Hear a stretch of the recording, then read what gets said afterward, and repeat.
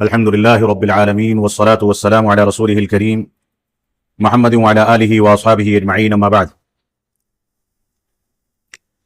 محترم سامعین کرام، اس سے پہلے طہارت اور نماز کے مسائل سے متعلق دو درس آپ کے سامنے پیش کیے گئے، جس میں پہلے درس میں طہارت اور غسل کا طریقہ آپ کے سامنے بتایا گیا، اور دوسرے درس میں نماز کے اوقات، اذان و اقامت کا طریقہ، اس کا جواب، اس کی دعائیں، سترے کے مسائل، نماز کی حالت میں مردوں اور عورتوں کا لباس، نماز کی نیت، استقبال قبلہ، بیٹھ کر کے، لیٹ کر کے نماز ادا کرنا اور صف بندی کرنا، ان مسائل کا تذکرہ اس سے پہلے کے دو درسوں میں آپ کے سامنے کیا گیا۔ آج ہم نماز کی ابتدا کرنے جا رہے ہیں کہ رسول اکرم صلی اللہ علیہ وسلم کی نماز اذان و اقامت اور صف بندی کے بعد کس انداز سے اور کس کیفیت سے ادائیگی اس کی جاتی تھی۔ اس سلسلے میں سب سے پہلی چیز ہے تکبیر تحریمہ۔ تکبیر تحریمہ کو تکبیر تحریمہ اس وجہ سے کہتے ہیں، رسول اکرم صلی اللہ علیہ وسلم کا فرمان ہے تحریمہ التکبیر و تحلیلہ التسلیم۔ نماز میں وہ خارجی امور جن کو کرنا نماز کے علاوہ جائز تھا، یہ تکبیر ان چیزوں کو نماز کی حالت میں حرام کر دیتی ہے۔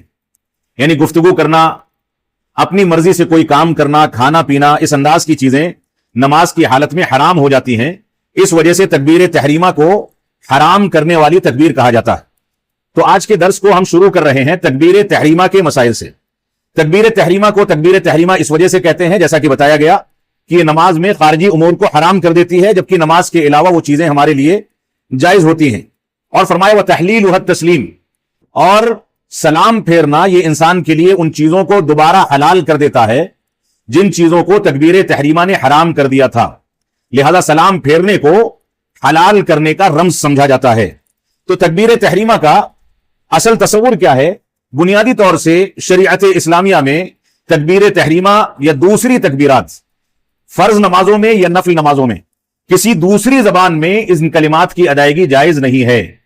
یعنی اللہ اکبر کا ترجمہ انسان کر دے تو یہ نماز کے لیے کافی نہیں ہے، بلکہ اس کو عربی زبان ہی میں ادا کرنا ہوگا، کیونکہ یہ شریعت اسلامیہ کا حکم ہے، اور شریعت اسلامیہ کے حکم میں کسی انداز کی تبدیلی یا کسی انداز کی تحریف بغیر دلیل کے نہیں کی جا سکتی۔ تو یہ تکبیر تحریمہ ہے جس کو اللہ اکبر کے شکل میں ہم نماز کے اندر نماز کی ابتدا کے لیے شروع کرتے ہیں۔ یہ نماز کا رکن ہے۔ اگر انسان نے اللہ اکبر کہے بغیر ہاتھ باندھ لیا تو اس کی نماز باطل ہے۔ اللہ اکبر کہہ کر کے نماز کی نیت کر کے ہاتھ باندھنا یہ نماز کا رکن ہے، اور اگر رکن فوت ہو جائے تو نماز باطل ہوتی ہے۔ رکن اگر فوت ہو جائے تو نماز باطل ہو جاتی ہے۔ تو تکبیر تحریمہ ہے اللہ اکبر۔ اس کے تین طریقے رسول اکرم صلی اللہ علیہ وسلم کی احادیث میں ملتے ہیں۔ تکبیر تحریمہ کے ساتھ اللہ کے نبی صلی اللہ علیہ وسلم رفع الیدین کرتے تھے۔ رفع الیدین جو 4 مقام پر ثابت ہے، ان میں سے پہلا مقام تکبیر تحریمہ کے ساتھ۔ تو تکبیر تحریمہ کے ساتھ رفع الیدین کرنا، یعنی تکبیر اللہ اکبر کہیں اور ساتھ میں رفع الیدین کریں، یہ صحیح بخاری کی ایک حدیث کے اندر اس کا تذکرہ موجود ہے۔ اسی طریقے سے اس کا دوسرا طریقہ کہ تکبیر کہنے سے پہلے رفع الیدین کر لینا، یعنی پہلے رفع الیدین انسان کر لے، اس کے بعد اللہ اکبر کہے، یہ بھی ثابت ہے۔ یہ صحیح بخاری اور صحیح مسلم کی حدیث کے اندر اس طرح کی دلیل موجود ہے۔ اور کبھی تکبیر کہنے کے بعد رفع الیدین کرنا، اللہ اکبر کہہ دیا جائے اور اس کے بعد ہاتھ اٹھایا جائے، یہ تینوں طریقے رسول اکرم صلی اللہ علیہ وسلم سے ثابت ہیں۔ لہذا ان تینوں طریقوں پر ہمیں کبھی اس پر کبھی اس پر عمل کرنا چاہیے۔ قبلہ رخ کھڑے ہونے کے بعد تکبیر کہنے کی دلیل اللہ کے نبی صلی اللہ علیہ وسلم کی حدیث ہے۔ کہتے ہیں صحابہ کرام کان رسول اللہ صلی اللہ علیہ وسلم اذا قام الى الصلاة استقبل القبلة ورفع يديه وقال اللہ اکبر۔ یہ صحیح ابن ماجہ کی روایت ہے۔ علامہ البانی نے اپنی کتاب اصل صفت صلاۃ النبی میں اس کو جلد 1 صفحہ نمبر 178 پر ذکر فرمایا ہے، جو کہ صحیح حدیث ہے۔ تو اللہ کے نبی صلی اللہ علیہ وسلم کے بارے میں صحابہ کرام نے کہا کہ آپ جب نماز کے لیے کھڑے ہوتے تو قبلہ رخ ہوتے اور اس کے بعد اپنے ہاتھوں کو اٹھاتے اور اس کے بعد فرماتے اللہ اکبر۔ یہ تکبیر تحریمہ ہے۔ امام کے پیچھے تکبیر کہنا یہ بھی صحیح حدیث سے ثابت ہے، یعنی امام جب کہے گا اللہ اکبر تو مقتدی کو بھی اللہ اکبر کہہ کر کے نماز کی ابتدا کرنی ہے، جیسا کہ صحیح ابن خزیمہ کی روایت میں اس کا تذکرہ موجود ہے۔ فَإِذَا قَالَ الْإِمَامُ اللَّهُ أَكْبَرُ فَقُولُوا اللَّهُ أَكْبَرُ، جب امام کہے اللہ اکبر تو تم لوگ کہو اللہ اکبر، وَإِذَا قَالَ سَمِعَ اللَّهُ لِمَنْ حَمِدَهُ، اور جب امام کہے سمع اللہ لمن حمدہ تو کہو ربنا لک الحمد۔ یہ اللہ کے نبی صلی اللہ علیہ وسلم نے اس کا تذکرہ جس حدیث میں کیا ہے وہ حدیث ابن خزیمہ کی صحیح روایت ہے، اور علامہ البانی رحمۃ اللہ علیہ نے اپنی کتاب کے اندر اس کا ذکر فرمایا ہے۔ تو تکبیر کے مختلف مقامات ہیں، جس میں سے پہلا مقام تکبیر تحریمہ ہے۔ تو تکبیر تحریمہ کے 3 طریقے آپ کے سامنے ذکر کیے گئے۔ اب یہاں پر رفع الیدین کرنے کا مسئلہ ہے کہ رفع الیدین کیسے کیا جائے گا، اس کی صفت رسول اکرم صلی اللہ علیہ وسلم کون سے انداز میں اختیار فرماتے تھے۔ رفع الیدین کرنے کا جو طریقہ تھا وہ اپنے کندھوں تک یا اپنے کان کی لو تک، اپنے کندھوں تک یا اپنے کان کی لو تک ہاتھ کو اٹھایا کرتے تھے۔ 4 مقامات پر رفع الیدین ہوتا تھا، اور اپنے کندھوں تک یا اپنے کان کی لو تک ہاتھ کو اٹھاتے تھے، کندھے تک یعنی اس جگہ تک، اور کان کی لو تک یعنی تھوڑا سا اوپر، اس جگہ تک ہاتھ کو اٹھایا جائے گا۔ اور رفع الیدین کرنے میں ہماری انگلیاں بالکل سیدھی ہوں گی، ملی ہوئی نہیں ہوں گی، نہ پھیلی ہوں گی، بلکہ انگلیاں تھوڑی سی کھلی ہوں گی، سیدھی رہیں گی اور تھوڑی سی کھلی ہوں گی، جیسا کہ بعض روایات میں اس کا تذکرہ ملتا ہے، جس کی تفصیل انشاءاللہ آئندہ دروس میں آئے گی۔ تو رفع الیدین کی یہ صفت ہوئی دونوں ہاتھوں کو کندھے کے بالمقابل یا کان کی لو کے بالمقابل اٹھایا جائے، انگلیاں سیدھی ہوں اور کھلی ہوئی ہوں، بالکل پھیلی نہ ہو اور نہ ملی ہوں۔ یہ طریقہ رفع الیدین کرنے کا ہوگا۔ اس سلسلے میں رفع الیدین کتنے مقامات پر کیا جائے گا؟ ابن عمر رضی اللہ تعالی عنہما کی روایت ہے، كان اذا دخل في الصلاة كبر ورفع يديه واذا ركع رفع يديه واذا قال سمع الله لمن حمده رفع يديه واذا قام من الركعتين رفع يديه ورفع ذلك ابن عمر الى النبي صلی اللہ علیہ وسلم۔ یہ صحیح بخاری کی روایت ہے کتاب الاذان کی۔ فرمایا ابن عمر رضی اللہ تعالی عنہما نے کہ اللہ کے نبی صلی اللہ علیہ وسلم جب نماز کی ابتدا فرماتے تھے تو اپنے ہاتھ کو اٹھا کر کے رفع الیدین کرتے تھے، جب رکوع میں جاتے تھے تو رفع الیدین کرتے تھے، جب رکوع سے اٹھتے وقت سمع اللہ لمن حمدہ کہتے تھے تو رفع الیدین کرتے تھے، اور جب 2 رکعتوں سے فارغ ہو کر کے 3 رکعت والی نماز میں یا 4 رکعت والی نماز میں تیسری رکعت کے لیے پہلے تشہد کے بعد کھڑے ہوتے تھے تو رفع الیدین کر کے تیسری رکعت کی ابتدا کرتے تھے۔ یہ 3 مقامات یا 4 مقامات تھے جہاں پر رسول اکرم صلی اللہ علیہ وسلم رفع الیدین کیا کرتے تھے، اور اس روایت کو ابن عمر رضی اللہ تعالی عنہما نے کئی سارے صحابہ اکرام کے سامنے یہ کہہ کر کے ذکر کیا کہ میں نے رسول اکرم صلی اللہ علیہ وسلم کو ایسا کرتے پایا ہے، اور صحابہ اکرام نے اس کو باقی رکھا، یعنی اس پر عمل کرتے رہے اور اس پر کوئی نکیر نہیں کی، یعنی صحابہ اکرام کی بڑی جماعت اسی پر عمل کرتی رہی۔ بعض محققین نے یہاں تک لکھا ہے کہ یہ 4 مقامات پر رفع الیدین کرنا مرض الموت میں بھی ثابت ہے، یعنی رسول اکرم صلی اللہ علیہ وسلم جب بیمار پڑ گئے، آپ کی زندگی کے آخری ایام تھے، تو اس وقت بھی آپ رفع الیدین کیا کرتے تھے، یعنی پوری زندگی اس پر عمل کیا گیا ہے، اور آپ کی وفات کے بعد صحابہ کرام نے اس پر عمل کیا، جیسا کہ اس روایت کے اندر اس کا تذکرہ موجود ہے۔ تو رفع الیدین میں کندھوں تک دونوں ہاتھوں کو اٹھانا، اس سلسلے میں اس کی دلیل کہتے ہیں عبداللہ بن عمر رضی اللہ عنہما کہ میں نے اللہ کے نبی صلی اللہ علیہ وسلم کو دیکھا افتتح التکبیر فی الصلاۃ فرفع یدیہ حین یکبر حتی یجعلہما حذو منکبیہ واذا کبر للرکوع فعل مثلہ واذا قال سمع اللہ لمن حمد فعل مثلہ وقال ربنا ولک الحمد ولا يفعل ذلك حين يسجد ولا حين يرفع رأسه من السجود۔ فرماتے ہیں کہ اللہ کے نبی صلی اللہ علیہ وسلم جب نماز کی ابتدا کرتے تھے اپنے دونوں ہاتھوں کو اپنے کندھوں تک اٹھاتے تھے، اپنے کندھوں تک اٹھاتے تھے، اور جب رکوع میں جاتے تھے اور رکوع سے اٹھتے تھے تو دونوں ہاتھوں کو کندھوں تک اٹھاتے تھے، جب ربنا ولک الحمد یا سمع اللہ لمن حمدہ فرماتے تھے، اور یہ عمل آپ سجدوں میں جاتے ہوئے یا سجدوں سے اٹھتے ہوئے نہیں کرتے تھے۔ یہ 4 مقامات یہاں پر بتائے گئے۔ اسی طریقے سے مالک بن حویرث رضی اللہ تعالیٰ عنہ فرماتے ہیں، یہ بھی روایت گزری ہے، یہ صحیح مسلم کی اور صحیح بخاری کی روایت ہے، ابن عمر رضی اللہ تعالیٰ عنہ کی، اور مالک بن حویرث رضی اللہ تعالیٰ عنہ کی روایت صحیح مسلم میں ہے، کہتے ہیں کہ ان رسول اللہ صلی اللہ علیہ وسلم كان اذا كبر رفع يديه حتى يحاذي بهما اذنيه واذا رفع رأسه واذا رفع يديه حتى يحاذي بهما اذنيه واذا رفع رأسه من الركوع فقال سمع الله لمن حمده فعل مثل ذلك۔ کہتے ہیں کہ اللہ کے نبی صلی اللہ علیہ وسلم جب تکبیر کہتے تھے، تکبیر تحریمہ، تو رفع الیدین کرتے تھے، جب رکوع میں جاتے تھے تو رفع الیدین کرتے تھے، جب رکوع سے اٹھتے تھے تو رفع الیدین کرتے تھے، اور یہاں پر بتایا گیا کہ کان کی لو تک ہاتھ کو اٹھاتے تھے، یعنی دونوں طریقہ الگ الگ روایتوں میں ثابت ہے۔ انسان کبھی کندھے تک اٹھا کر کے عمل کرے، کبھی کان کی لو تک، دونوں پر عمل بسا اوقات کرنا چاہیے کیونکہ دونوں عمل ثابت ہے۔ تو یہ ہمارا رفع الیدین کرنے کا طریقہ ہوا۔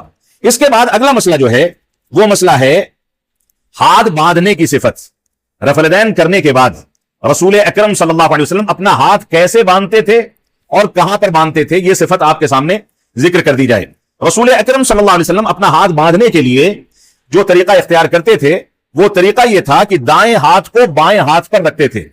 بعض روایات میں ہے کہ اللہ کے نبی صلی اللہ علیہ وسلم نے فرمایا کہ ہم تمام انبیاء کو عبادت میں اس بات کا حکم دیا گیا کہ ہاتھ باندھتے ہوئے اپنے دائیں ہاتھ کو اپنے بائیں ہاتھ کے اوپر رکھیں، بائیں ہاتھ نیچے رہے اور دائیں ہاتھ اوپر رہے۔ تو ہاتھ باندھنے کی پہلی صفت یہ ہے کہ دائیں ہاتھ اوپر رہے گا اور بائیں ہاتھ نیچے رہے گا۔ اسی طریقے سے یہ مسند احمد کی اور ابن حبان اور طبرانی وغیرہ کی صحیح روایت کہ دائیں ہاتھ اوپر رکھا جائے، بائیں ہاتھ نیچے رکھا جائے۔ اسی طریقے سے دائیں ہاتھ کو بائیں ہاتھ کی ہتھیلی، پشت اور کلائی اور بازو پر رکھنا۔ دائیں ہاتھ کو بائیں ہاتھ پر جب رکھا جائے تو ہتھیلی، پشت اور بازو پر رکھا جائے۔ کیفیت کیا بنے گی؟ یہ ہاتھ اس ہاتھ پر رکھا گیا، اس ہاتھ کو نیچے کوہنی تک لائے، اس ہاتھ کو اس کوہنی تک لے گئے۔ یہ طریقہ ہوگا ہاتھ باندھنے کا، مکمل ہاتھ باندھے جائیں، یہ طریقہ ہوگا ہاتھ باندھنے کا، یعنی دونوں ہاتھ ایک دوسرے کے اوپر، بایاں ہاتھ نیچے اور دایاں ہاتھ اوپر۔ اسی طریقے سے یہ روایت جو ہے یعنی پشت، کلائی اور بازو تینوں کا اعتبار کرنا، یہ ابو داؤد، نسائی، دارمی، ابن خزیمہ وغیرہ میں اور مسند احمد میں صحیح سند سے ثابت ہے۔ اسی طریقے سے کبھی کبھار دائیں ہاتھ سے بائیں ہاتھ کو پکڑتے تھے، دائیں ہاتھ سے بائیں ہاتھ کو پکڑتے تھے۔ کیفیت یہ بنے گی، کیفیت یہ بنے گی یعنی دائیں ہاتھ کو بائیں ہاتھ کے اوپر رکھا اور اس سے اس کو پکڑ لیا، دونوں کلائیاں آپس میں ملی رہیں گی۔ یہ کیفیت ہوتی تھی ہاتھ باندھنے کی۔ اور بعض روایات میں ہے کہ دونوں ہتھیلیاں آپس میں اس طریقے سے رکھی جائیں، دونوں ہتھیلیاں آپس میں اس طریقے سے رکھی جائیں۔ اب ان ہاتھوں کو کہاں رکھا جائے گا؟ دونوں ہاتھ ان کیفیات میں کہاں رکھے جائیں گے؟ ایک بچے سے یا کسی بھی شخص سے یہ پوچھا جائے کہ اس کیفیت میں ہاتھ کہاں رکھا جا سکتا ہے، اس کیفیت میں ہاتھ کہاں رکھا جا سکتا ہے؟ دنیا کا کوئی بھی شخص ہاتھ اگر ایسے رکھتا ہے یا ایسے رکھتا ہے تو کسی بھی صورت میں زیر ناف آ ہی نہیں سکتا۔ جو صفت بتائی گئی ہے ان تینوں صفتوں میں ہاتھ سینے ہی پر فٹ بیٹھتا ہے، یہ فطری دلیل ہو گئی۔ اور شرعی دلیل جو ہے وہ بیہقی کی، ابن خزیمہ کی، مسند احمد کی، امام ترمذی نے اس حدیث کو حسن کہا، اور اسی طریقے سے اس کے رجال صحیح مسلم ہیں، اس میں ہے کہ دونوں ہاتھوں کو اپنے سینے پر رکھتے تھے، دونوں ہاتھوں کو اپنے سینے پر رکھتے تھے۔ اس سلسلے میں روایتوں کا تھوڑا سا آپ کو الفاظ کے ساتھ تذکرہ کر دیا جائے کہ نماز میں قیام میں دائیں ہاتھ کو بائیں ہاتھ کو پکڑنا، اس سلسلے میں وائل رضی اللہ تعالیٰ فرماتے ہیں کہ رأیت رسول اللہ صلی اللہ علیہ وسلم اذا كان قائما في الصلاة قبض بيمينه على شماله، اللہ کے نبی صلی اللہ علیہ وسلم جب نماز میں کھڑے ہوتے تھے تو اپنے دائیں ہاتھ سے اپنے بائیں ہاتھ کو پکڑتے تھے۔ مسند احمد، ابو داؤد اور نسائی وغیرہ کی صحیح روایت ہے۔ علامہ البانی نے اس کی تحقیق کر کے اپنی کتاب میں اس کی پوری تفصیل ذکر کی ہے۔ اسی طریقے سے سہل بن سعد رضی اللہ تعالیٰ فرماتے ہیں كان الناس يؤمرون ان يضع الرجل اليد اليمنى على ذراعه اليسرى في الصلاة، کہ لوگوں کو یہ حکم دیا جاتا تھا کہ آدمی نماز میں اپنے دائیں ہاتھ کو بائیں ہاتھ پر اپنی ذراع یعنی بازو پر رکھے، اپنے بازو پر رکھے۔ اسی طریقے سے بائیں ہتھیلی کی پشت کو کلائی اور بازو یا دائیں ہاتھ پر رکھنا، اس طرح کی روایت بھی مسند احمد، ابو داؤد وغیرہ کے اندر موجود ہے۔ اور اس سلسلے میں اس کو کہاں رکھا جائے گا، اس سلسلے میں رسول اکرم صلی اللہ علیہ وسلم کی روایتیں کثرت کے ساتھ وارد ہوئی ہیں کہ آپ اس کو اپنے سینے پر باندھا کرتے تھے، جیسا کہ میں نے آپ کو حوالہ دیا، بیہقی، ابن خزیمہ، مسند احمد، امام ترمذی وغیرہ نے اس کو ذکر کیا ہے کہ وضعہ علی صدرہ، کہ آپ اس کو اپنے مبارک سینے پر رکھا کرتے تھے۔ سینے کا اطلاق کہاں سے ہوتا ہے؟ آپ نے دیکھا ہوگا سینے کے درمیان میں یہاں پر ایک شگاف، جس کے نیچے دو ہڈیاں گولائی میں جا کر کے اوپر چڑھ رہی، اور اس کے اوپر کا حصہ جو ہے پوری ہڈی ہے۔ یہ جو شگاف ہے اس کے اوپر کا حصہ سینہ ہے۔ بعض لوگ عمل یہ کرتے ہیں کہ زیر ناف ہاتھ باندھتے ہیں، بعض لوگ درمیانی طریقہ اختیار کر لیتے ہیں کہ نہ سینے پر نہ ناف پر بلکہ درمیان میں، جبکہ جو صفتیں، چار صفتیں آپ کو بتائی گئی ہیں، ان چاروں صفتوں میں ناف والی روایت پر عمل کرنا ممکن ہے ہی نہیں، اور زیر ناف کی جو روایتیں ہیں وہ روایتیں ساری کی ساری محل نظر اور ضعیف اور کمزور ہیں۔ سینے پر ہاتھ باندھنے والی روایتیں بالکل مضبوط ہیں، قوی ہیں، اس پر عمل کیا جانا چاہے۔ آج کے دور میں ایک فتنہ چلا ہے، وہ فتنہ ہے کہ دوسروں کو دیکھ کر کے عمل کیا جائے۔ امام حرم کہاں ہاتھ باندھتے ہیں؟ ہم سے امام حرم کے بارے میں سوال نہیں ہوگا۔ رسول اکرم صلی اللہ علیہ وسلم نے کیا طریقہ بتایا؟ امام حرم عمل کرتے ہیں تو ان کا عمل، نہیں کرتے ہیں تو آخرت میں ان کی بھی گریبان پکڑی جائے گی۔ لہذا ہمارا معاملہ بالکل صاف سا ہے، حدیث جو کہہ دیتی ہے اس پر عمل کیا جائے گا۔ اب بعض لوگ ایسے ہیں جو درمیان میں ہاتھ باندھتے ہیں، درمیان میں ہاتھ باندھنے کی تو کوئی حدیث موجود ہی نہیں، زیر ناف والی حدیثیں ہیں لیکن وہ ضعیف اور کمزور ہیں۔ بچا ایک طریقہ وہ اپنے سینے پر ہاتھ باندھنے کا ہے اور اسی طریقے پر عمل کیا جانا چاہیے۔ تو ہاتھ باندھتے وقت ایک مسئلہ اور ہے جو علماء احناف جس کا تذکرہ کرتے ہیں، وہ یہ کہ مرد زیر ناف ہاتھ باندھے گا اور خواتین سینے پر ہاتھ باندھیں گی۔ مردوں اور عورتوں کی نماز میں فرق کیا جاتا ہے، جبکہ شریعت اسلامیہ کے جتنے بھی دلائل ہیں عبادات میں اور خاص کر کے نماز میں، مردوں اور عورتوں کی نماز کی صفت میں کوئی فرق نہیں سوائے لباس کے، سوائے لباس کے۔ لباس میں فرق رکھا گیا ہے، عورتوں کو سر ڈھانکنا ہے، بے پردگی کا خدشہ ہے تو سارا جسم ڈھانکنا ہے، جیسا کہ کل کے درس میں آپ کے سامنے ذکر کیا گیا۔ تو مردوں اور عورتوں کی نماز میں کوئی فرق نہیں کیا جائے گا، دونوں کی نمازیں یکساں ہیں، سجدے کا طریقہ یکساں ہے، ہاتھ باندھنے کا طریقہ یکساں ہے، رکوع کرنے کا طریقہ یکساں ہے، کوئی فرق نہیں ہے، دونوں بالکل عین ایک طریقے پر نماز پڑھیں گے۔ اب یہاں پر ایک اگلا مسئلہ ہے ہاتھ باندھنے کے پہلے ہی سے، وہ ہے کہ ہماری نگاہیں کہاں پر ہوں گی؟ تو ہماری نگاہیں سجدے کی جگہ پر ہوں گی۔ ابو داؤد کی روایت میں اس کی صراحت موجود ہے، بلکہ یہ بھی موجود ہے کہ مسجد میں کوئی ایسی چیز نہ ہو جو نماز پڑھنے والے کو اپنی جانب کھینچ لے، یعنی اس کی توجہ سجدے کی جگہ سے ہٹ کر کے کہیں اور چلی جائے۔ بعض صحابہ کرام کہتے ہیں کہ ہم رسول اکرم صلی اللہ علیہ وسلم کے ساتھ مسجد حرام مکہ مکرمہ میں داخل ہوئے تو اللہ کے نبی صلی اللہ علیہ وسلم جب تک حرم مکی میں رہے، جب تک آپ کی نگاہیں احترام کی وجہ سے سجدے کی جگہ پر ٹکی رہی، آپ نے نگاہیں اوپر کی ہی نہیں۔ یہ اللہ رب العالمین کے حضور، اللہ رب العالمین کے سامنے انسان جب پیش ہوتا ہے تو وہ بادشاہوں کا بادشاہ ہے، لہذا اس کی ذمہ داری ہے کہ وہ اللہ رب العالمین کا احترام رکھے اور جو آداب بتائے گئے ان آداب کا مکمل خیال کرے، تو نگاہیں سجدے کی جگہ پر ٹکی رہیں گی۔ آخری تشہد میں جو انگلی کا اشارہ ہے نگاہیں اس پر آئیں گی، جس کا تذکرہ آگے آئے گا۔ یہ ابو داؤد کی روایت ہے۔ اس کے بعد اگلا مسئلہ ہے دعائے استفتاح، جس کو ہم عام طور سے دعائے ثنا کہتے ہیں۔ اللہ اکبر تکبیر تحریمہ کہنے کے بعد انسان نے ہاتھ باندھ لیا سینے پر، اب دعائے استفتاح ہے۔ اس کے کئی سارے صیغے حدیث کے اندر وارد ہیں۔ پہلا صیغہ ہے اللہم باعد بینی وبین خطایای کما باعدت بین المشرق والمغرب اللہم نقنی من الخطایا کما ینقی الثوب الابیض من الدنس اللہم اغسل خطایای بالماء والثلج والبرد۔ یہ دعا ہے صحیح بخاری، صحیح مسلم میں، ابو داؤد میں، نسائی میں، ابن ماجہ میں، مسند احمد میں، کئی جگہوں پر یہ دعا وارد ہوئی ہے۔ اور اسی طریقے سے استفتاح کی دعا کو آہستہ سے پڑھنا، اس کی صراحت احادیث کے اندر ملتی ہے کہ اس کو دھیرے سے پڑھا جائے گا، زور سے آواز کے ساتھ نہیں پڑھا جائے گا۔ اس کے بعد ہے ایک دعا سبحانک اللہم وبحمدک وتبارک اسمک وتعالی جدک ولا الہ غیرک۔ ابو داؤد، نسائی، ترمذی، دارمی، ابن ماجہ وغیرہ کی صحیح سند سے یہ روایت بھی ثابت ہے۔ اس کے علاوہ کچھ مزید دعائیں ثابت ہیں، عام طور سے یہ دعائیں پڑھی جاتی ہیں جن کا تذکرہ اختصاراً آپ کے سامنے کر دیا گیا۔ اسی طریقے سے اگلا مسئلہ ہے کہ تلاوت شروع کرنے سے پہلے، سورہ فاتحہ شروع کرنے سے پہلے اعوذ باللہ من الشیطان الرجیم من حمزہ ونفخہ ونفثہ، اعوذ باللہ من الشیطان الرجیم من حمزہ ونفخہ ونفثہ، یہ پڑھا جائے گا۔ اور بعض روایات میں ہے اعوذ باللہ السمیع العلیم من الشیطان الرجیم۔ یہ دونوں صیغے ثابت ہیں، جیسا کہ ابو داؤد، ترمذی اور دارمی وغیرہ کی روایت میں اس کا تذکرہ موجود ہے۔ لہذا ان صیغوں کے ساتھ ہم دعائے استفتاح کے بعد اعوذ باللہ من الشیطان الرجیم پڑھیں گے۔ اسی طریقے سے قرات کرنے سے پہلے اعوذ باللہ جب ہم نے پڑھ لیا، اس کے بعد بسم اللہ الرحمن الرحیم، یہ سری آواز میں، چاہے جہری نماز ہو یا سری نماز ہو، دونوں صورت میں آہستہ پڑھا جائے گا، آہستہ پڑھا جائے گا۔ بعض لوگوں کا عمل ہے غالباً شوافع وغیرہ کا کہ وہ تلاوت جب جہری کرتے ہیں، جہری نماز ہوتی ہے تو بسم اللہ کو بھی جہرن پڑھتے ہیں، جبکہ روایات کے اندر صراحت موجود ہے کہ بسم اللہ کو سری آواز سے پڑھا جائے، جیسا کہ صحیح بخاری، صحیح مسلم وغیرہ میں، دارقطنی، بیہقی، مسند احمد وغیرہ میں اس کی صراحت موجود ہے۔ اگلا مسئلہ ہے سورہ فاتحہ پڑھنے کا۔ اعوذ باللہ اور بسم اللہ پڑھنے کے بعد ہم سورہ فاتحہ پڑھیں گے۔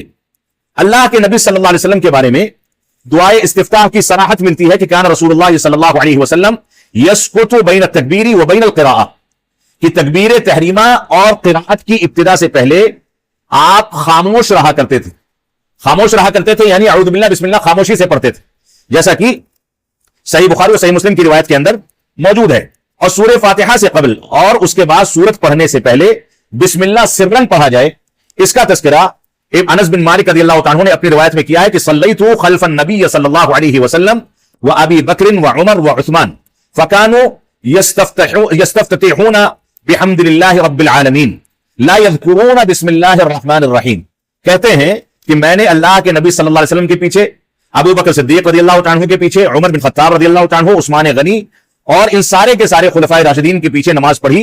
ये लोग अपनी नमाज की इब्तिदा तकबीर के बाद अल्हम्दुलिल्लाहि रब्बिल आलमीन से करते थे, बिस्मिल्लाहिर रहमानिर रहीम से नहीं करते थे। यानी बिस्मिल्लाह पढ़ते तो थे जैसा कि रिवायात में गुजरा है, लेकिन मुक्तदी सुनता नहीं था, तो बज़ाहिर यह हुआ कि सूरह फातिहा से इब्तिदा की, यानी बिस्मिल्लाह को आहिस्ता पढ़ते थे। इसका तस्करा सही मुस्लिम की रिवायात के अंदर मौजूद है। तो यह है सूरह फातिहा की इब्तिदा से पहले अऊज़ु बिल्लाह और बिस्मिल्लाह पढ़ने का मसला। उसके बाद सूरह फातिहा की तिलावत, एक एक आयत को ठहर ठहर करके पढ़ना, हर आयत पर सांस तोड़ी जाए और हर आयत को ठहर ठहर करके पढ़ा जाए। यह अल्लाह के नबी सल्लल्लाहु अलैहि वसल्लम की सुन्नत है। अल्लाह के नबी सल्लल्लाहु अलैहि वसल्लम ने इस सिलसिले में इरशाद फरमाया, ला सलाता लिमन लम यक़रा बिफातिहतिल किताब। उस शख्स की नमाज दुरुस्त नहीं है जिसने सूरह फातिहा को नहीं पढ़ा।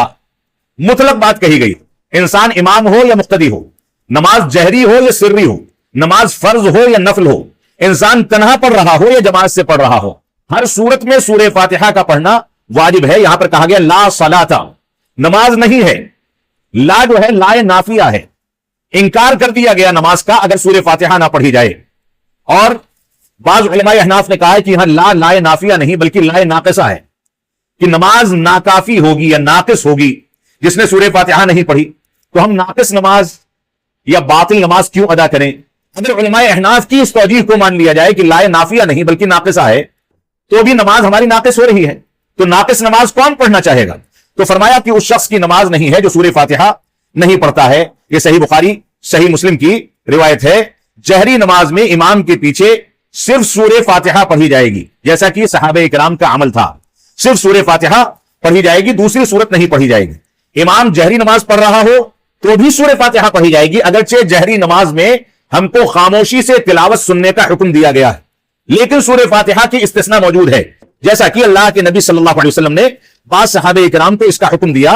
उबादा बिन सामित रज़ियल्लाहु अन्हु फरमाते हैं, कुन्ना खल्फ़ रसूलिल्लाह सल्लल्लाहु अलैहि वसल्लम फी सलातिल फज्र, कि हम सलात फज्र में अल्लाह के नबी सल्लल्लाहु अलैहि वसल्लम के पीछे नमाज पढ़ रहे थे। फ़क़रअ रसूलुल्लाह सल्लल्लाहु अलैहि वसल्लम, तो अल्लाह के नबी सल्लल्लाहु अलैहि वसल्लम ने तिलावत शुरू की। फ़सक़ुलत अलैहिल क़िराअह, तो आप पर शायद इमाम के पीछे कुछ लोग नमाज की क़िराअत को दोहरा रहे थे, तो आप पर क़िराअत करना मुश्किल हो गया। तो जब आप नमाज से फारिग हुए तो आपने फरमाया लअल्लकुम तक़रऊन खल्फ़ इमामिकुम, आपने फरमाया कि शायद तुम अपने इमाम के पीछे तिलावत करते हो। कुलना नाम, तो सहाबे इकराम ने कहा कि हां हम तिलावत करते हैं। हादा अल्लाह के नबी सल्लल्लाहु अलैहि वसल्लम फ़क़ाल ला तफ़अलू, तो फरमाया इमाम के पीछे तिलावत न करो, इल्ला बिफ़ातिहतिल किताब, मगर सूरह फातिहा की तिलावत किया करो। फ़इन्नहु ला सलात लिमन लम यक़रा बिहा, क्योंकि जिसने सूरह फातिहा को नहीं पढ़ा उसकी नमाज नहीं होती है। सराहत मौजूद है, सलात फज्र का वाक़या है। सहाबे इकराम को रोक दिया गया तिलावत से कि इमाम को खलल ना पड़े, लेकिन सूरह फातिहा की इस्तिस्ना रखी गई। इसी तरीके से अल्लाह के नबी सल्लल्लाहु अलैहि वसल्लम ने फरमाया, मन सल्ला सलातन लम यक़रा फीहा बिउम्मिल कुरआन फहिय खिदाजुन सलासन, फरमाया जिसने नमाज पढ़ी और उसमें उम्मुल कुरआन यानी सूरह फातिहा की तिलावत नहीं की, फहिय खिदाजुन, तो ऐसी सूरत में उसकी नमाज बेकार है या मुकम्मल नहीं है। इसको आपने 3 बार दोहराया और फरमाया गैर तमामिन, वो मुकम्मल नहीं हुई। फ़क़ील अली अबी हुरैरा, अबू हुरैरा रज़ियल्लाहु अन्हु जो कि रावी हदीस हैं, उनसे कहा गया, इन्ना नकूनु वरा अल इमाम, अगर हम इमाम के पीछे हो, फ़क़ाल इक़रा बिहा फी नफ्सिक, अपने दिल में सूरह फातिहा को पढ़ लिया करो। यह सही मुस्लिम की हदीस है। तो इस तरह की बेशुमार रिवायतें मौजूद हैं। यहां पर यह सराहत कर दूं कि अल्लामा अलबानी रहमतुल्लाह अलैह, जिनकी किताब से यह दर्स मुरत्तब किया गया है, उनका मौक़िफ़ यह है कि जहरी नमाजों में सूरह फातिहा इमाम के पीछे नहीं पढ़ी जाएगी, लेकिन उलमा ने दलाइल की बुनियाद पर उनके इस इज्तिहाद और मौक़िफ़ की मुखालफत की है।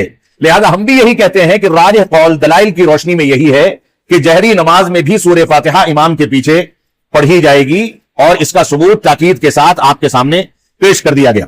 तो सूरह फातिहा को पढ़ना, यह रसूल अकरम सल्लल्लाहु अलैहि वसल्लम ने इसको नमाज का और रकात का रुकन करार दिया है। तो सूरह फातिहा में एक एक आयत को ठहर ठहर करके पढ़ना।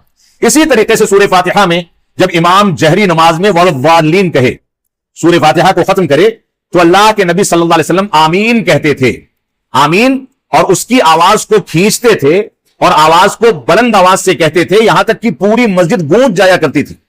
पूरी मस्जिद गूंज जाया करती थी। सही बुखारी, सुनन अबू दाऊद, तिरमिज़ी, दारमी, दारकुतनी, बैहक़ी, मुस्नद अहमद, بے شمار حدیث کی کتابوں کے اندر اس کا تذکرہ موجود ہے کہ آمین جہرن کہتے تھے اور مقتدی بھی کہتے تھے. بعض علماء احناف کا یہ عمل ہے کہ امام کہے گا مقتدی نہیں کہے گا، جبکہ صراحت موجود ہے کہ مقتدی بھی آمین جہرن کہے گا.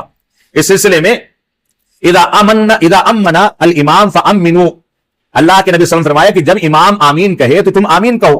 فانه من وافق تامینه تامین الملائکہ، جس کا آمین کہنا فرشتوں کے آمین کے موافق ہو گیا، مل گیا، تو اللہ رب العالمین اس کے ماضی کے سارے گناہ، صغیرہ گناہ معاف فرما دیتا ہے. اب یہاں پر توجیہ و تعویل کی جائے کہ آمین کہنے کا حکم دیا گیا ہے دھیرے سے، تو اس کی دلیل چاہیے. ایک بچہ ہو، اس بچے کو آپ بلا کر کے کہیں کہ آمین کہو اور وہ دھیرے سے کہے تو آپ تھپڑ مار دیں گے. کہ جب کہنے کا حکم دیا جا رہا ہے تو زور ہی سے کہا جائے گا، لہذا آمین کہنے کا حکم ہے تو زور سے کہا جائے، الا یہ کہ دلیل موجود ہو کہ آمین کہنا ہے لیکن دھیرے سے کہنا ہے. بعض روایات میں ہے، ابن جریج رضی اللہ تعالیٰ فرماتے ہیں کہ عطا رحمۃ اللہ علیہ سے پوچھا گیا کہ قلت له اکان ابن الزبیر یؤمن علی اثر ام القرآن، کیا ابن زبیر رضی اللہ عنہ یہ قرآن مجید کی سورہ فاتحہ کے اخیر میں آمین کہتے تھے؟ قال نعم، تو فرمایا کہ ہاں کہتے تھے. وَيُؤَمِّنُ مَنْ وَرَاءَهُ حَتَّى أَنَّ لِلْمَسْجِدِ لَلَجَّةً، فرمایا کہ وہ بھی کہتے تھے اور ان کے پیچھے جو لوگ ہوتے تھے وہ بھی کہتے تھے. أَنَّ لِلْمَسْجِدِ لَلَجَّةً، فرمایا یہاں تک کہ مسجد کے اندر آواز گونج جایا کرتی تھی، آواز تیزی کے ساتھ گونجتی تھی. یہ روایت کے اندر موجود ہے جو مصنف عبد الرزاق کی روایت ہے، اور اسی طریقے سے امام بخاری رحمۃ اللہ علیہ نے اس کو تعلیقاً ذکر کیا ہے، اور روایت مختلف احادیث کی کتابوں کے اندر موجود ہے کہ سورہ فاتحہ جب ختم ہوگی والضالین پر آئیں گے تو آمین زور سے کہی جائے گی. اللہ کے نبی صلی اللہ علیہ وسلم کا فرمان ہے من وافق تأمینہ تأمین الملائکہ غفر لہ ما تقدم من ذنبہ، جس کا آمین کہنا فرشتوں کے آمین سے مل گیا اس کے پچھلے صغیرہ سارے گناہ معاف کر دیے جاتے ہیں. موطا کی، ابو داؤد کی، نسائی کی، بیہقی کی اور صحیح مسلم وغیرہ کی یہ روایت ہے. امام ابو حنیفہ رحمۃ اللہ علیہ جن کے مقلدین کا عمل آمین دھیرے سے کہنے کا ہے، امام ابو حنیفہ رحمۃ اللہ علیہ کہتے ہیں کہ امام نہیں کہے گا لیکن مقتدی کہیں گے. ان کا ایک قول یہ ہے امام نہیں کہے گا لیکن مقتدی آمین زور سے کہیں گے. لیکن ان کے شاگرد امام محمد اور امام ابو یوسف کا عمل جو ہے بحوالہ معطا، ان کا عمل معطا کے صفحہ 103 پر موجود ہے کہ ان دونوں نے آمین زور سے کہنے پر سارے لوگوں کو آمادہ کر لیا. یعنی امام بھی زور سے کہے گا اور مقتدی بھی زور سے کہیں گے. یعنی امام ابو حنیفہ رحمۃ اللہ علیہ کے شاگردوں کا عمل آمین زور سے کہنے کا تھا، اور امام بھی کہتا تھا اور مقتدی بھی کہتے تھے. لہذا ہمیں حنفی ہونے کے باوجود اپنے ائمہ کے قول ہی پر اگر عمل کرنا ہے تو ائمہ کے ان اقوال کو دیکھنا چاہیے جو اقوال سنت رسول کے مطابق ہیں. اور اگر اقوال سنت رسول کے مطابق نہیں ہے تو خود امام کے بقول ان کے قول کو دیوار پر مار دیا جائے اور سنت رسول کو اپنا لیا جائے. تو سورہ فاتحہ کے اخیر میں آمین کہنا، جیسا کہ آپ کے سامنے اس کا تذکرہ کیا گیا. سورہ فاتحہ کے ساتھ کوئی سورت اور کبھی ایک سورت کو دو رکعتوں میں تقسیم کرنا، ایک سورت کی آدھی پہلی رکعت میں اور دوسری رکعت میں بقیہ آدھی سورت تلاوت کرنا. مسند احمد اور ابو یعلا وغیرہ کی روایت ہے کہ سورہ فاتحہ سے اور ضالین پر آمین کہنے سے جب فارغ ہوتے تو اس کے بعد کوئی دوسری سورت پڑھا کرتے تھے.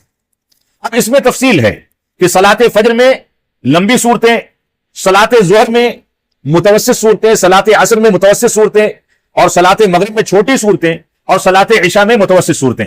بعض روایات میں ملتا ہے کہ اللہ کے نبی صلی اللہ علیہ وسلم صلاۃ ظہر کی پہلی اور دوسری رکعت میں تقریباً 35 سے 40 آیتوں کے بقدر تلاوت کرتے تھے سورہ فاتحہ کے بعد، اور دوسری اور تیسری رکعت میں بھی کبھی کبھار تلاوت فرماتے تھے، تیسری اور چوتھی رکعت میں.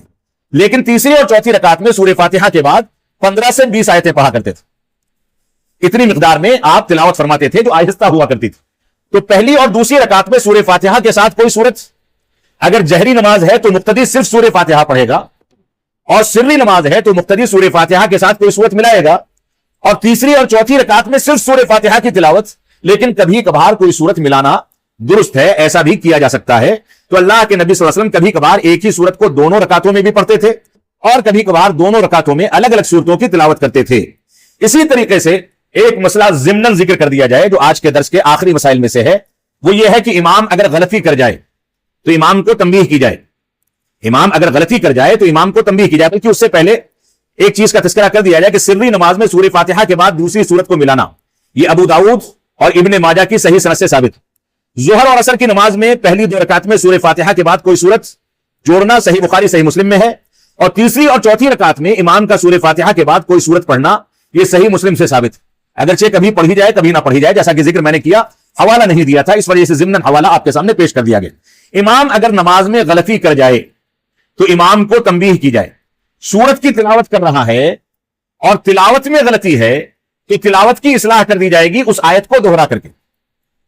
اگر رکوع کرنے میں، سجدہ کرنے میں، کسی رکن کو یا کسی واجب کو ادا کرنے میں امام نے غلطی کی ہے تو پیچھے سے سبحان اللہ کہیں گے، سبحان اللہ کہیں گے، تاکہ امام کو اس بات کا ہوش آ جائے کہ اس نے غلطی کی ہے، لہذا سبحان اللہ کہہ کر کے اس کو تنبیہ کی جائے۔ اور اگر مردوں نے تنبیہ نہیں کی تو خواتین اپنے پیچھے کے جو ان کے لیے خیمہ بنایا گیا ہے، نماز کی جگہ ہے جو ہر مسجد میں ہونی چاہیے، اب تو ترقی ہو گئی تو ان کا الگ فلور ہوتا ہے جیسا کہ اس مسجد میں ہے، اگر وہ مردوں والے فلور پر پیچھے پردے کے ساتھ نماز ادا کر رہی تو ان کا طریقہ کیا ہوگا؟ الٹے ہاتھ کی تالی بجائیں گی، الٹے ہاتھ کی تالی بجائیں گی تاکہ امام کو اس بات کی اطلاع ہو جائے کہ وہ غلطی کر رہا ہے۔ الٹے ہاتھ کی تالی بجانے کا حکم کیوں دیا گیا اس بات کو سمجھ لیں، کیونکہ عورتوں کی آواز کا بھی پردہ ہے، وہ سبحان اللہ کہیں گی تو مسجد میں کھڑے ہوئے بعض بیمار دل کے لوگوں کے دلوں میں بیماری پیدا ہو سکتی ہے، جس کا مستقل مسئلہ ہے، جس کے سلسلے میں کبھی صراحت کی جائے گی، اس تفصیل میں نہیں جانا چاہتا، لیکن خواتین کو یہ طریقہ بتایا گیا۔ تو امام اگر غلطی کرے تو تنبیہ کرنے کا یہ طریقہ ہے۔ اور اسی طریقے سے نماز کے اندر اگر وسوسہ پیدا ہو جائے، شیطان بار بار آ کر کے آپ کو بہکا رہا ہے، آپ کا دماغ باہر جاتا ہے، موبائل میں جاتا ہے، آپ کا دماغ کہیں اور جاتا ہے، تو ایسی صورت میں اگر وسوسہ پیدا ہوتا ہے، دماغ نماز سے ہٹ کر کے کہیں باہر نکلتا ہے، کوئی دوسرا خیال آتا ہے، آپ بار بار نماز میں غلطی کرتے ہیں وسوسے کی وجہ سے، تو ایسی صورت میں وسوسہ دور کرنے کے لیے نماز ہی کی حالت میں اعوذ باللہ من الشیطان الرجیم پڑھا جائے گا اور بائیں جانب 3 مرتبہ تھتکاریں گے، اعوذ باللہ من الشیطان الرجیم پڑھ کے یہ طریقہ ہوگا، 3 مرتبہ تھتکاریں گے۔ لیکن اس بات کا خیال کریں کہ اگر آپ باجماعت نماز ادا کر رہے ہیں، بائیں جانب کوئی کھڑا ہے تو اس کی جانب نہیں تھتکارا جائے گا، ورنہ آپ سے متعلق اس کو نفرت پیدا ہو جائے گی۔ اور ہمارے ایک استاد تھے جامعہ اسلامیہ مدینہ منورہ میں، وہ مسجد حرم مدینہ منورہ میں درس دے رہے تھے، انہوں نے خواب کے آداب بتائے کہ خواب اگر انسان برا خواب دیکھتا ہے تو نیند کی حالت میں بیدار ہو تو اعوذ باللہ من الشیطان الرجیم پڑھ کے بائیں جانب تھتکار دے 3 بار۔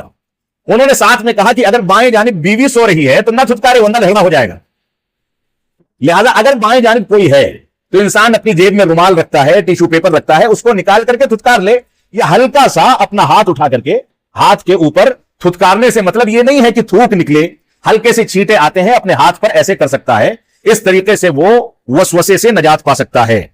یہاں پر ایک مسئلہ ہے جو آج کے درس کا آخری مسئلہ ہے، پہلی رکعت ہم مکمل کریں گے، قرات سے فارغ ہونے کے بعد سورہ فاتحہ پڑھ لی، سورہ فاتحہ کے والضالین پر امام نے، جہری نماز ہے اور مقتدیوں نے آمین کہی، پھر دوسری سورت کی تلاوت کی گئی، اور اس کے بعد قرات سے فراغت کے بعد رسول اکرم صلی اللہ علیہ وسلم تھوڑا سا خاموش رہتے تھے، تھوڑا سا خاموش رہتے تھے، اس کے بعد اللہ اکبر کہہ کر کے رکوع میں جاتے تھے، تھوڑا سا خاموش رہتے تھے۔ اس کا تذکرہ ابو داؤد، حاکم کی صحیح روایت میں، اور امام ذہبی وغیرہ نے اس روایت کو صحیح کہا ہے، اور نسائی اور ترمذی وغیرہ میں یہ روایت موجود ہے، لہذا اس روایت پر بھی عمل ہونا چاہیے۔ اب جو ہے پہلی رکعت کی تلاوت مکمل ہو گئی، اب پہلی رکعت کے بقیہ ارکان، رکوع کے بعد کا قیام، اس کے بعد سجدہ، سجدوں کے بیچ کا جلسہ، دوسرا سجدہ، اور پہلی رکعت سے دوسری رکعت میں کھڑے ہونے کی کیفیت، ان چیزوں کا تذکرہ انشاءاللہ کل کے درس میں، اور اس کے بعد بقیہ امور پرسوں کے درس میں ذکر کر کے پرسوں اس سلسلے کو ختم کر دیا جائے گا۔ اللہ رب العالمین ہم کو قرآن و سنت کی پیروی کرنے، عبادات کو عین سنت کے مطابق انجام دینے کی توفیق عطا فرمائے۔ جو کچھ آپ کے سامنے ذکر کیا گیا یہ چیزیں قرآن و سنت کے دلائل کی روشنی میں ہیں، کسی مسلک کے تعصب کی بنیاد پر ایسا نہیں کہا گیا، لہذا اس کو اللہ اور اس کے رسول کی اطاعت کے ضمن میں تسلیم کیا جائے، اس پر عمل کیا جائے، اس کے مطابق اپنی نماز کو، عبادات کو ڈھالا جائے، کیونکہ عبادات اتباع رسول کی شرط کو مکمل کیے بغیر قابل قبول نہیں ہو سکتی۔ اللہ رب العالمین ہم کو ان باتوں کی توفیق عطا فرمائے۔ وصلی اللہ علی نبینا محمد وعلی آلہ وصحبہ وسلم، والسلام علیکم ورحمۃ اللہ وبرکاتہ۔